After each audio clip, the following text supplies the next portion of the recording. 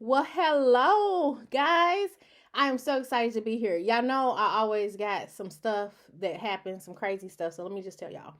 I went to record all of this morning, as y'all know, in the car, in my zone. I was most of the way through, and then my husband called and he didn't cut off the video. I'm trying something new, right? So I know the last time I kind of got with you guys, I said something to the effect of not doing any videos or maybe getting rid of the YouTube channel and just doing all audio. So I was recording the video and the audio. He called in, which cut off the audio.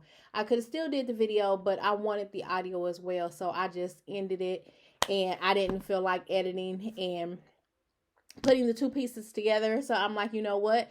It won't be a morning video. It will be an evening video. Today is Tuesday evening. I'm home. It was my desire to have the video up by 7 p.m., but it is 7 p.m. Eastern Standard Time now. But no worries, it'll be up by 8. And because it is audio and because it is turning into um, a regular podcast, kind of going in that direction, of course, you can catch it whenever. You can catch the video whenever. Most of the time, if I go live, it will be pre-planned, and it'll probably be when I have um, guest or something. I don't know, but you'll probably get the recorded version other than the live version, except sometimes I may go live depending on what's going on and what I'm doing. So, with that being said, we're 2 minutes in. Okay, let me give y'all the rundown of my weekend. And this is going to be a little bit different from what I had started recording this morning because, of course, this morning I was in the car. I was telling y'all why I was so tired.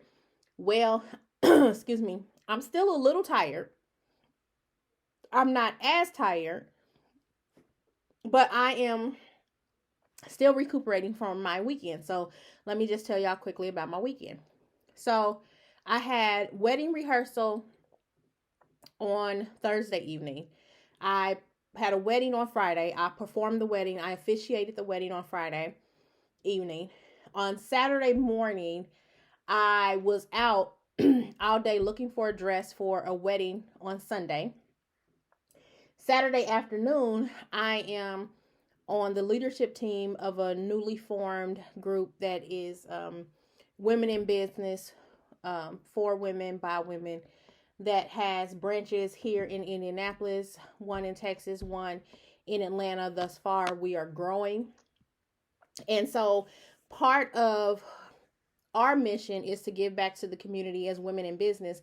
And so we had a community event where we went and provided lunch and hygiene bags for the less fortunate. And that was at 2 o'clock, which we had to set up. So I was downtown about 1:45. We stayed there until about 4 p.m. After which I had to run back to another mall to try to find something to wear. And I needed I don't know, y'all probably like, if you officiate weddings, you should have a whole wardrobe. So I do have a few things to choose from when I officiate weddings. However, this was a very special wedding. I didn't officiate it. It was my son's wedding. And I needed a burgundy dress. I know y'all see me like right now, right? I got on this cute little burgundy number. This is not the dress I wore to the wedding. This is the dress that I bought. It's a Calvin Klein dress, and I found it at Nordstrom. And it was burgundy, and I really liked it, and the material was really, really soft.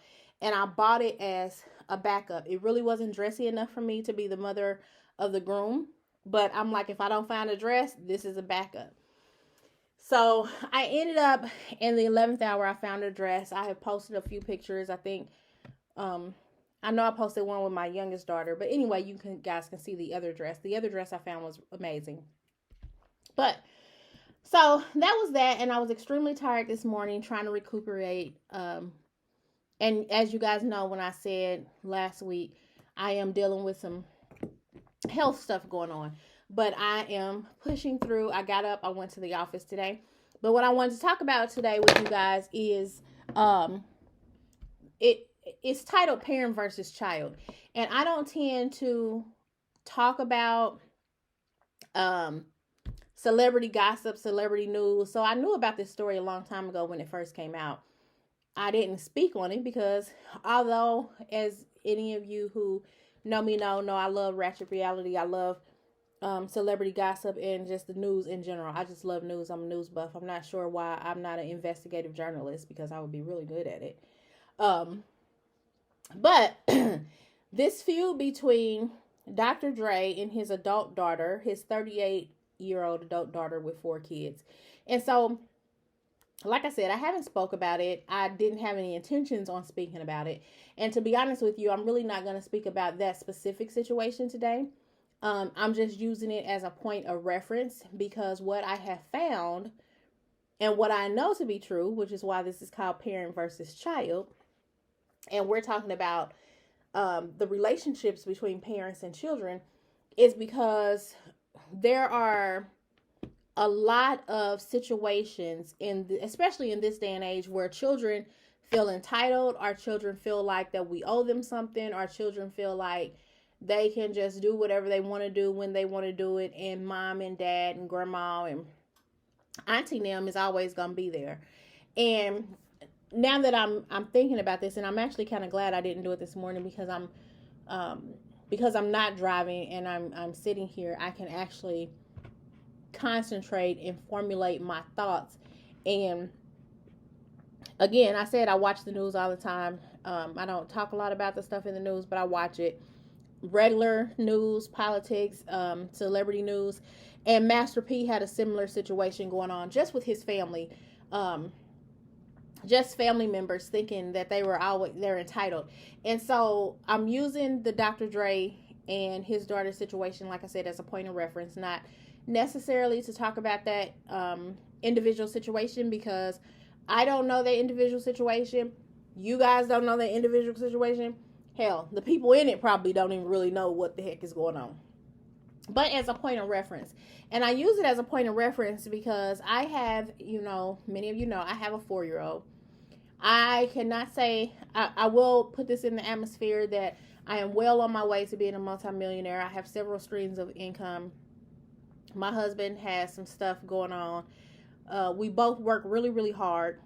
We are okay. We are not quite where we want to be, but we're okay. We live a very good life.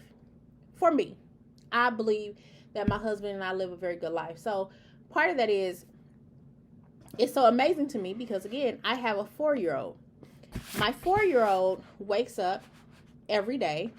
He don't do it as much now as he did when I wasn't going to the office in the morning and I was just home.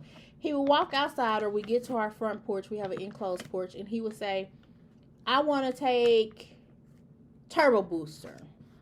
I want to take Red. I want to take the Beast. I want to do this. I want to do this. So, like, he's 4. And again, like I said, my husband and I are okay. We live a comfortable lifestyle, and we have a choice of some stuff, some different vehicles.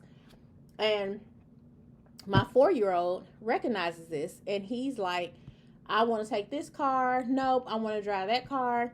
I want to do this. And so he picks and chooses what car he wants to be driven in for the day, wherever we're going. A lot of times we take our SUV. We have a Suburban. We take our Suburban when it's all of us together, because that's like our family car. It's our family truck. So we take that. Depending on, like I said, what's going on, he decides what car we want to drive.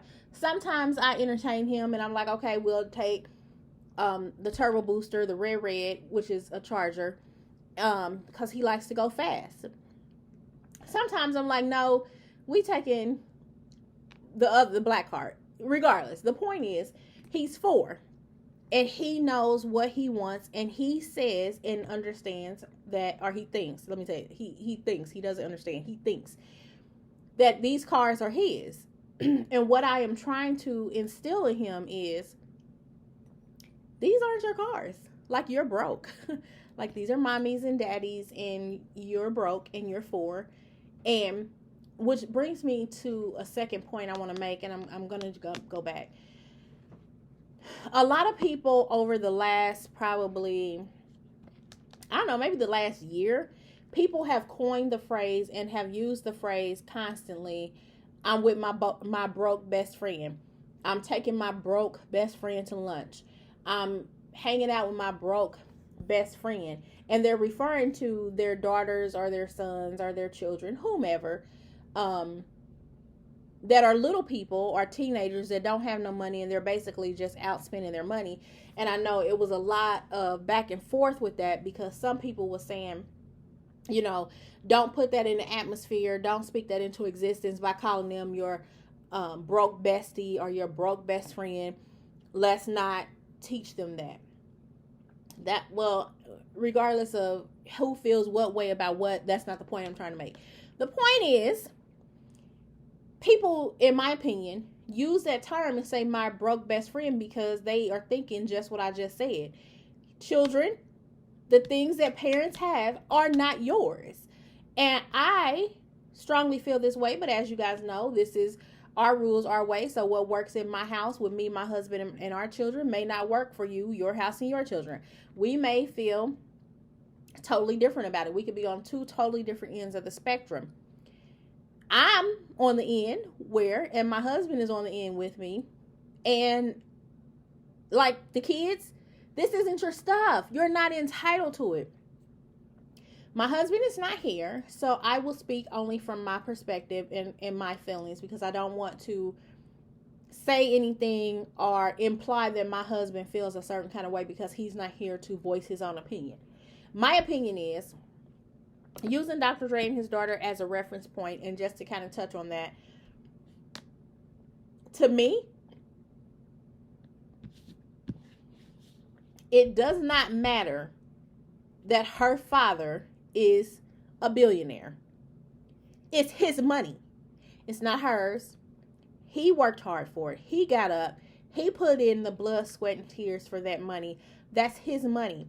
He has a right to do whatever he wants to do with his money, how he sees fit. I might would feel a little bit different if this was a child that could not care for themselves and they needed their parents to care for them. But we're talking about a 38-year-old woman with 4 kids. Now, I know it's been put in the atmosphere and it's been put out there. You know, of course, people speculate, which is one of the reasons why I didn't want to have that be the focus of the topic, because, again, there's so many different variables we don't know. I don't know how many baby daddies she got, because I know a couple of people had brought up the point and was like, well, she wants her dad to take care of her at 38.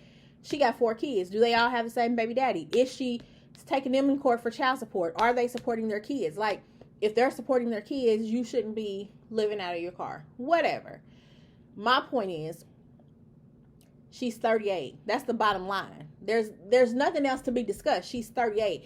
At what point did you wake up and say, I need to figure out my way. I need to figure out my path. Now, don't get me wrong. It ain't nothing wrong if he, as her father, wants to help her. And from what it sounds like, he may have helped her in the past. But what are you doing to help yourself? You're 38 years old and you have 4 children. Yes, your father is a billionaire. I don't want to put this on Dr. Dre or anybody else, but if he's a gambling man, if he does the stock market and just say, you know what, I'm going all in, and put every dime he has on a particular stock, on a particular color and number, if it's roulette, whatever the case may be. My point is, if he lose all that money tomorrow, you're still 38 and you still got 4 kids to take care of. What are you going to do? What work have you put in? And again, not knowing the situation, but speaking from my perspective and just thinking and speaking about kids and parents in general. From my perspective, children, if you are watching this and you have a parent and you expect your parents to continue to help you, stop it. If your parents choose to help you, it's because they want to, not because they have to. A parent's obligation is to raise their children, clothe them, feed them, take care of them, make sure they can eat, make sure that they get an education, do everything in your power to set them up for success. Once you are grown and on your own, if you need some help, if something come up and I can help you, I probably will. Me knowing me, I will help you. But I'm only going to help you so many times. And you cannot be in my face at 38 with 4 kids talking about I'm living out my car and you got all this money, give me some money. No, ma'am. No, sir. Because what are you doing to take care of yourself? There is no reason why you should be homeless. If I have, and again, not knowing that particular situation, but at what point are you going to stand up and say, I am 38 years old. I'm 31. I'm 29. I'm 28. Let me go get a job where I can make enough money to pay for whatever. Let me go back to school. And if it is a situation where you have a very wealthy parent and they are basically taking care of you, you still need to be doing something on the back end to secure your future. Because even, let's just say you turn into a trust fund baby and your parents have all of this money. God forbid your parents die and leave this earth, but they die, they leave this earth, right? They give you what they give you. Once that money is gone, it's gone and your parents are gone. So what have you done to make sure that that money continues to be a stream of income? Have you invested in any real estate? Have you put money in stocks, in CDs? Have you set up a nest egg? Did you put some of that money in a trust for your children to make sure that they're taken care of? Or did you go out and buy Fendi, Balenciaga, Gucci, MGM, whatever else y'all out here buying? Did you go buy Teslas and Bentleys and Bugattis and Lamborghinis? Did you go out here and buy stuff that is tangible things with no value? Right? So you still have to be mindful and you still have to be responsible for what you're doing. And anything your parents do for you, in my opinion, from my perspective, is extra. I would love to hear what you guys think. So you are more than welcome to send me an email at catcoaches@gmail.com. CATTCOACHES@gmail.com. I'm sorry, y'all. I'm super tired. Catcoaches@gmail.com. You can leave a comment under the video. I will get back to you. Because I'm really interested in what you guys say. And again, this is parent versus child. So if you are for the parents taking care of the children, no matter what is going on or what is happening, please just you can just respond to just say parent. If you think that the kid should get whatever they want and you should take care of the kid, and like, regardless of what they do, how old they are, you should just say child. Because here's the thing. When I was thinking about this, I was thinking, will we even be having this conversation if her parents, in that particular situation, would it be newsworthy if her parents were everyday working white collar or blue collar workers? Will we even be having a conversation? That's just like if I win a lottery, and y'all know, I don't know, some of y'all may know, I have grown kids. Between me and my husband, we both have grown kids. I think we have, 13 kids between the both of us. But we have grown kids. His oldest child is 30. Yeah, she's 30. Excuse me. His oldest child is 30. My oldest child is 29. Or 28. He'll be 29 in December. So he's 28. So just to give you a little background, I'm going to give you all the kids' ages in the order they are. And it's my kids and my husband's kids mixed, because again, another thing that y'all should know about me, if you don't already know, I don't have stepkids. I have bonus kids. Those are my kids. Unless it's warranted, you would never hear me say his kids are my stepkids. They're my kids. So I'm going to run down their ages, okay? Now, I told you I was 12 or 13, right? Let's see if I can do this. 30, 29, 28, 26, 26, 24, 22, 20, 18, 17. I'm sorry, no 17.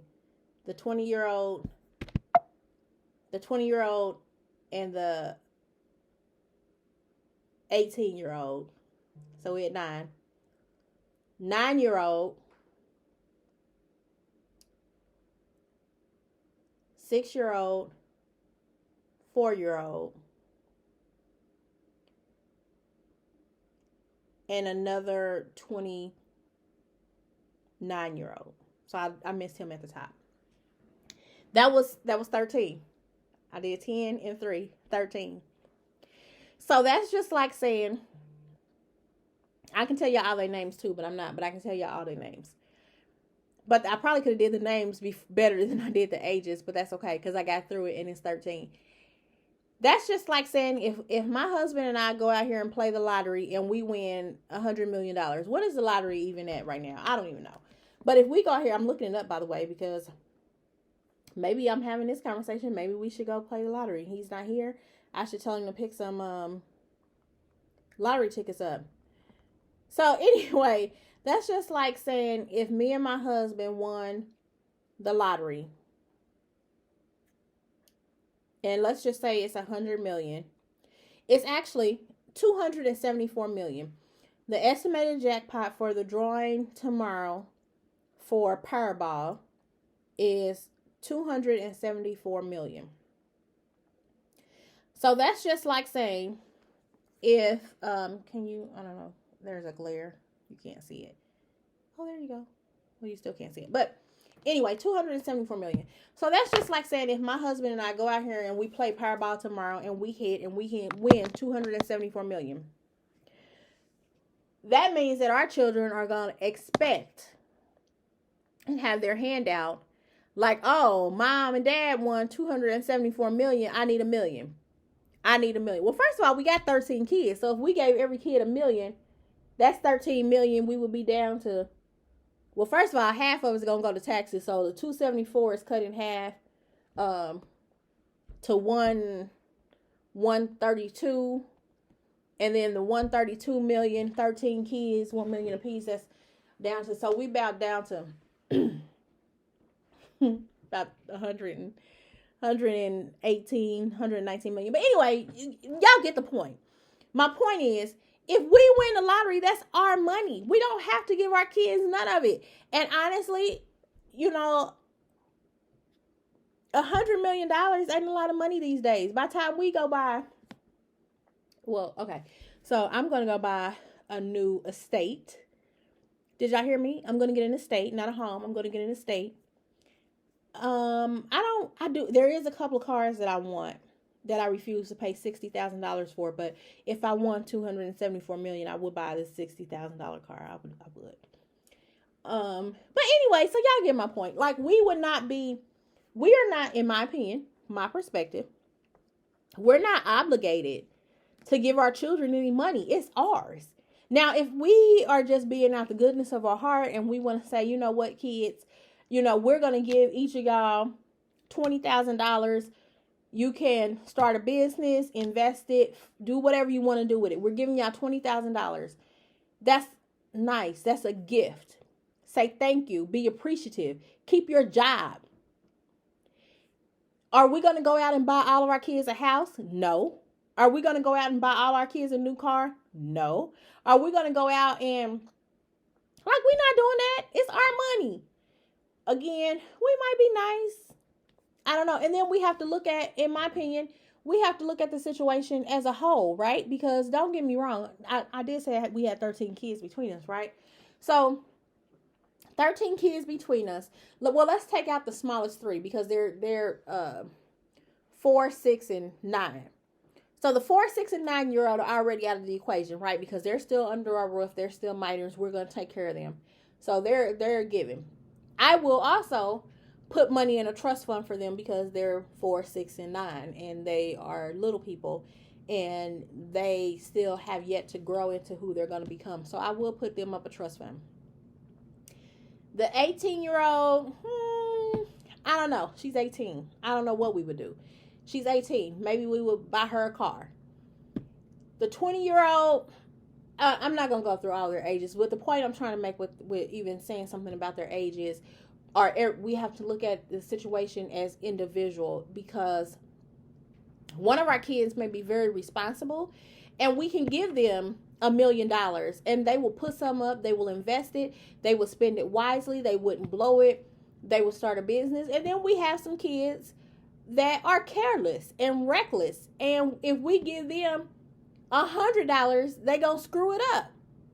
So we would not, and I think this part is safe to say for me to speak for my husband, we would not just automatically say, you're our child, we're giving you this lump sum of money. You're our child, we're going to buy you a car. Because guess what? Are you going to let your friends drive the car?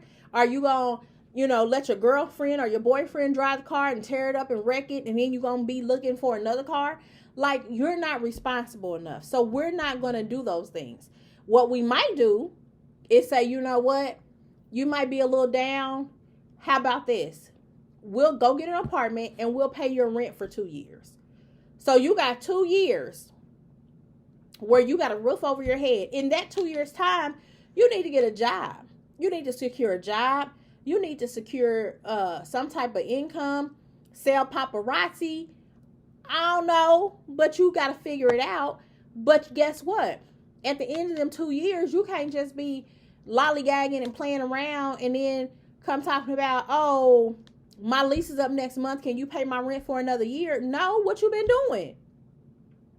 So my point is, just because we have it, don't mean that you got it.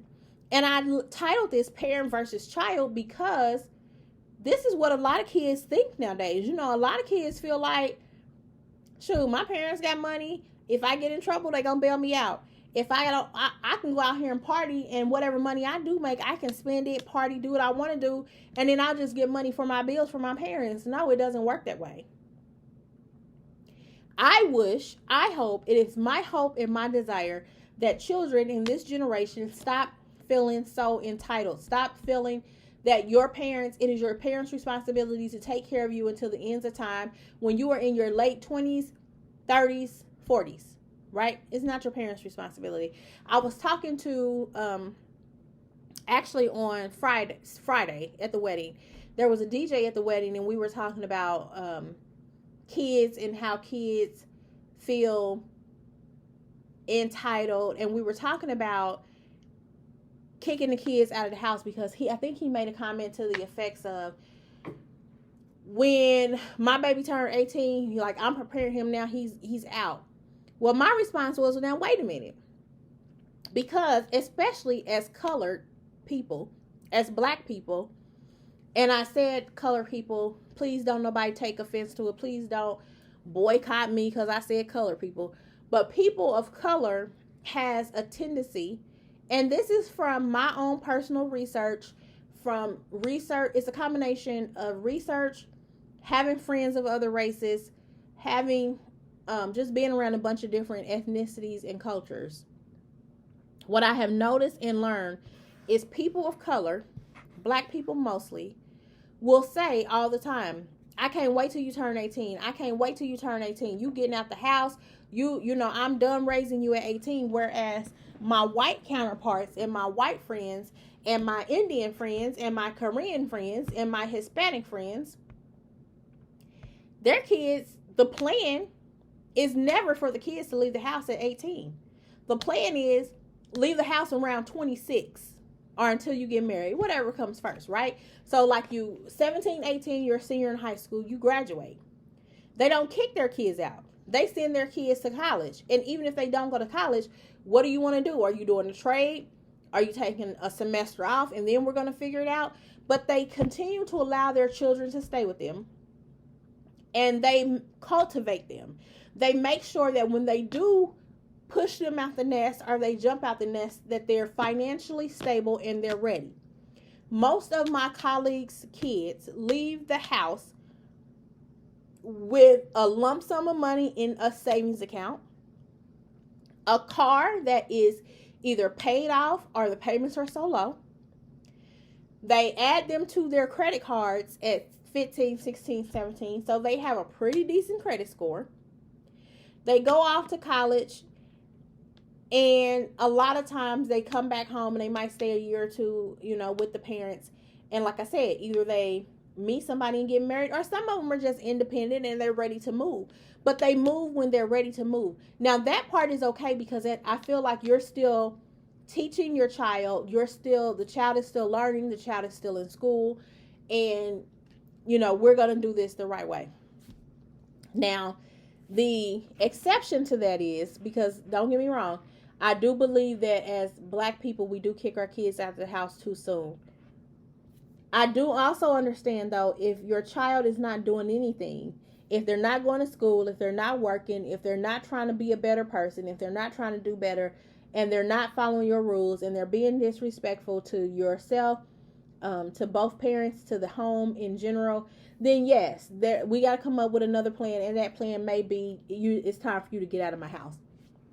But just to automatically be like, you 18, you got to go. You 18, you got to go. You 18, you got to go. No, don't do that, because we still have to teach our children, right? We still have to teach our children to be financially responsible, to understand money management, to understand savings. And if we wait a little bit longer, other than just, it's your 18th birthday on Thursday, you need to be out my house by Friday. No. Now, again, there may be some circumstances where that's warranted, but for the most part, it's not. But in the same breath, we do that. And a lot of times when we do that, we're setting our kids up for success. We're setting them up to make better decisions and better choices. And a lot of times they do make better decisions and better choices. Now, sometimes they may have to come back home, and that's okay. But you're not going to come home 6 times. Okay? You're not going to continue to use your parents. And yes, I meant to use the word use, because that's what you're doing. When you assume that just because your parents make good money or have a little bit of money saved, that you can continue to be a leech, or expect that they need to continue to fully take care of you, or keep picking you up at 38, that's a problem for me. Like I said, I want to hear y'all comments and what y'all think, so you're more than welcome to leave it in the comments. I'm really, really excited to see and hear what y'all got to say. I'm going to, I think this video will be on YouTube. When you watch it, please like, subscribe, share the video. I think I'm going to also upload the video independently to Relationship Rules, so I can get some feedback from the Relationship Rules page on Facebook. Please follow me on all social media platforms. It's just Catherine Eileen on Facebook, Catherine Eileen on Instagram, or Cat Coaches.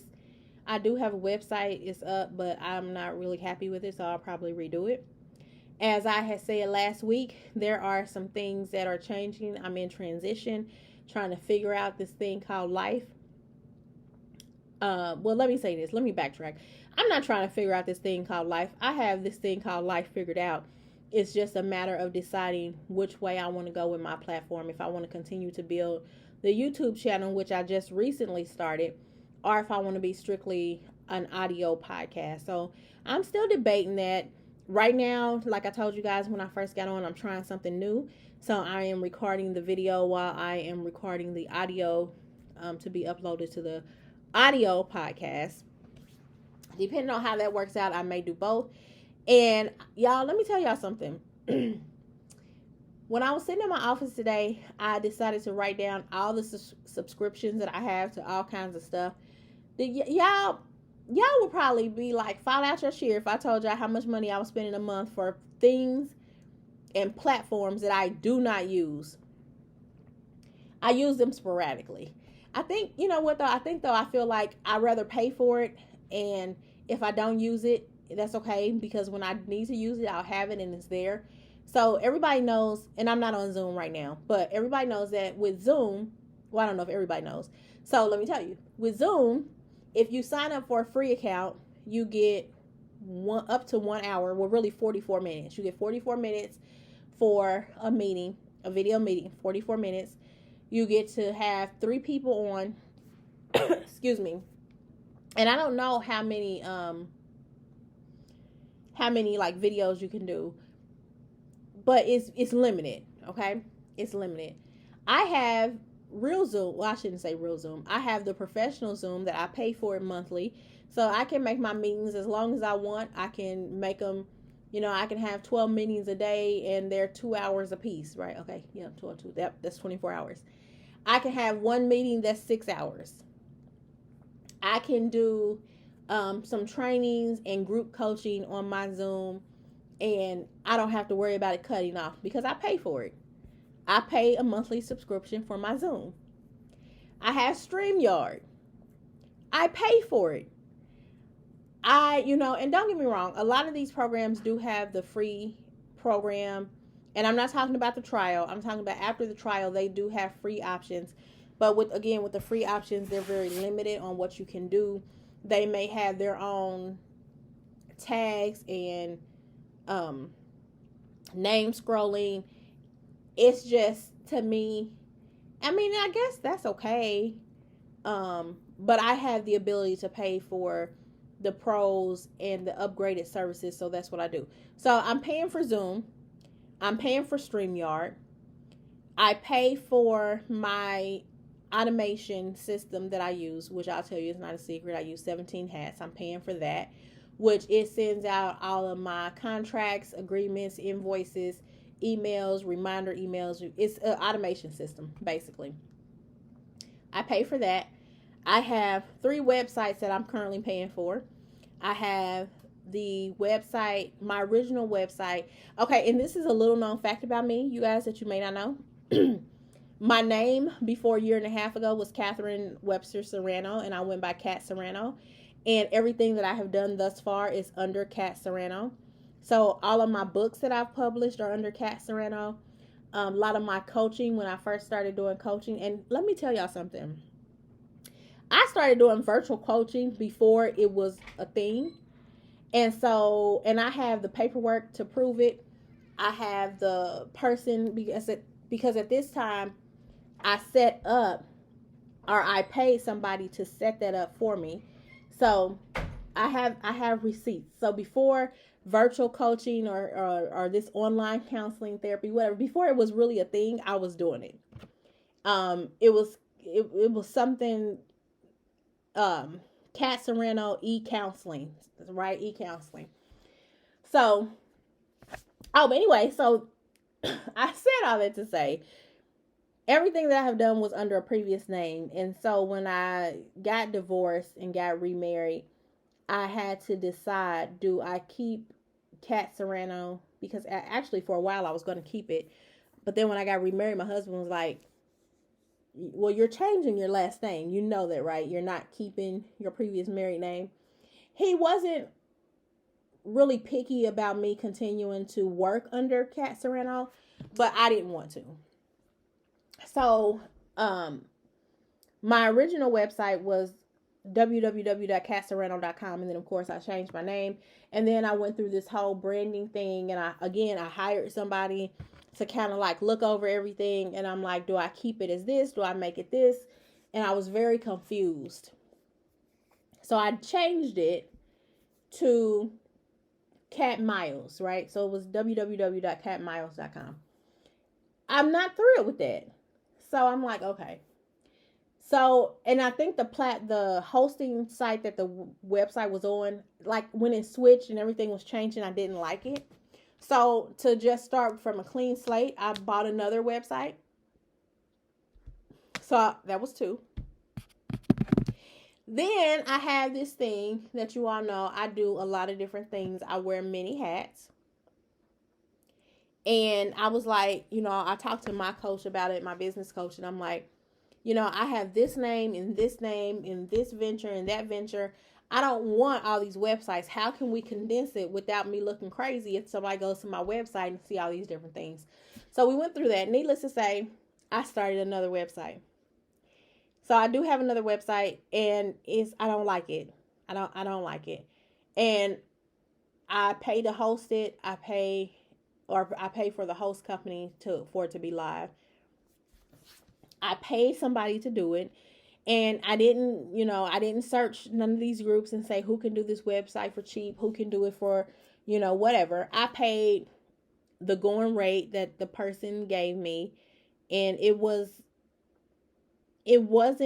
cheap, but it wasn't super expensive. So now I'm like, you know what? I'm kind of in that middle ground again. Do I pay somebody once again to revamp all of this stuff and redo it, or what direction do I go? But anyway, the whole point of this was all these subscriptions that I have. So I have StreamYard, Zoom, 17 hats. I have 3 websites that I'm currently paying for. I have let's just say this, any platform that I use, I never just use the basic platform. I always get the paid platform because I like it better. It looks better. You can do more stuff with it. So I'm paying for all of these things, and I added it up today, and I'm like, oh my goodness. Like, I could probably go get this $60,000 car I want if I take away half of these subscriptions and put them towards my car payment, as opposed to paying for all these daggone subscriptions, because I got a lot. And I was looking to see if they would all come up, but I can't find them right now, so no worries. But just know that I got a lot that I paid for. So that's that. But social media is not going anywhere right now, y'all. Please just follow me. Like I said, social media, you can follow me under me, which is Catherine Eileen. Relationship Rules has its own page on Facebook. It's Cat Coaches on Instagram. I'm on LinkedIn. Like, I'm everywhere. I'm even on Twitter. And I think it's Cat 317, Cat Miles. Let me just play this. You can put Cat Miles in any search on any platform and it will come up. Or Catherine Miles. Cat Miles, Catherine Miles, I don't know. But make sure when you look at this video, please like it. Please subscribe to it. It's free. You don't have to pay to subscribe to the channel. Please share it. If you are just listening to this on just the audio podcast, again, please share it. Please like it. Leave me some comments, questions, comments, concerns, anything you want to get off your chest. Anything, you want to ask me, I will answer it. Anything regarding relationships, anything regarding lives. This is life hacks, relationship rules, and urban reviews. And I think when I first started this video, I was talking about, I don't remember. And well, let me say this. I don't remember. I really don't remember. But it was about an urban review. And basically what the urban reviews is typically I'll just recognize somebody in an urban area who's doing really, really well in their field. And just basically kind of shout them out. Not a paid advertisement. By the way, there will be some paid advertisement spots coming up. So keep that in mind. But my urban reviews is just that an urban review is either something or someone that I have personally experienced myself, something that somebody has sent in or told me, or that maybe me and my girlfriends was chit-chatting about, and we were talking about somebody in the urban community that had a small business, an entrepreneur doing great things or something like that. So that's kind of what the urban reviews are. Again, it's unpaid advertisement. And then, of course, life hacks. I'll give you guys tips on different things from time to time. But if you have any questions, comments, concerns, you're more than welcome to email me at catcoaches@gmail.com. You can put a comment under the video or the audio. Send me a message, guys. Like everything, follow everything, comment. And I even take constructive criticism. So don't think everything has to be always sunshines and rainbows and butterflies, because it don't. I understand I'm human. I hope you guys understand that I'm human.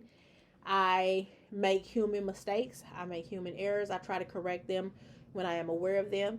And if there's something you want to see or something you want to know or something you want me to talk about, please feel free to let me know. This will, I'm going to start being super, super consistent. And y'all, my timer on my audio, podcast literally just said 4444 as soon as I looked at it. I think that's a sign. If anybody's into numerology or astrology, you know that's a sign. 4444. So I just want to say I am done. That's it. I don't have nothing else, y'all. Leave me y'all comments. I hope y'all enjoyed this. I kind of went over. I typically don't only want to do 30 minutes, but please know it will always be anywhere from 30 minutes to an hour or 15 minutes to an hour. I will never go over an hour because I definitely appreciate the time that you give me. I don't want to misuse your time. I don't want to keep you a long time. I want to get in, get straight to the point, get out so that everybody can enjoy the rest of their evening. I'm getting ready to go enjoy the rest of my little person. I wish you all nothing but the best. I will be back next week with something. No, and most of the time I know what I'm going to talk about, but I'll be back next week. But I'll be looking forward to seeing you guys out there in the social media world, and then maybe one day we can meet up in person. But other than that, I wish you guys have a blessed night. Blessings on top of blessings on top of blessings. Love and light. Love you.